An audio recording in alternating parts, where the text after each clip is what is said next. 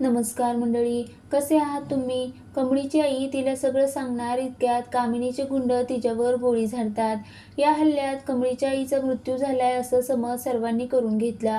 पण प्रत्यक्षात एवढ्या मोठ्या अपघातातून गौरी बचावली आहे. तिला बराच मार लागलाय, पण या सगळ्यातून ती हळूहळू सावरते. दुसरीकडे कमळीला आपल्या आईचं नाव सरोज नसून गौरी आहे.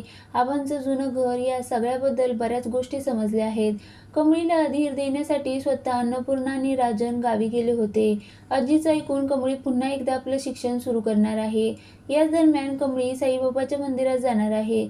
मंदिरात प्रार्थना करून ती अन्नपूर्णाने आयोजित केलेल्या साई भंडाऱ्यात सहभागी होणार आहे.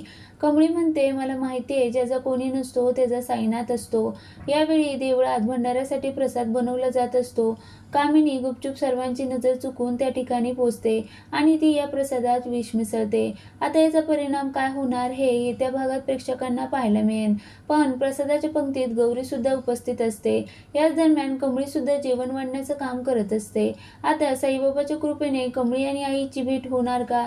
या दोघी समोरासमोर आल्यावर गौरी तिला बाबांचं सत्य सांगेल का? हे पाहण्यासाठी प्रेक्षक आतुर झाले आहे.